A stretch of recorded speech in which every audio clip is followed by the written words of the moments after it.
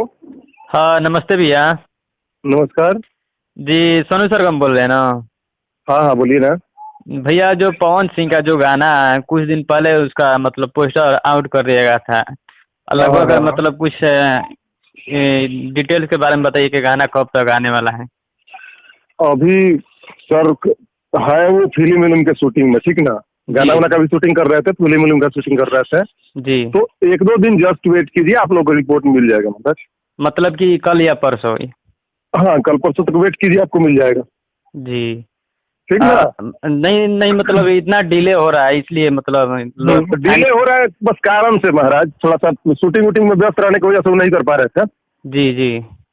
ठीक। सो दोस्तों, आप सभी को ये कॉल रिकॉर्डिंग से पता चल गया होगा कि आखिर गाना क्यों डिले हो रहा है। तो डिले इसलिए हो रहा है क्योंकि अपने पावर स्टार पवन सिंह नए नए प्रोजेक्ट, नए नए होली सॉन्ग को वीडियो शूट कर रहे हैं। नए नए मूवी के मतलब कुछ मूवी का वीडियो शूट बाकी था, उसको शूट कंप्लीट कर रहे थे, तो इसलिए डिले हो रहा था। और कुछ छापरा में नेटवर्क इशू के प्रॉब्लम की वजह से डिले हो रहा है।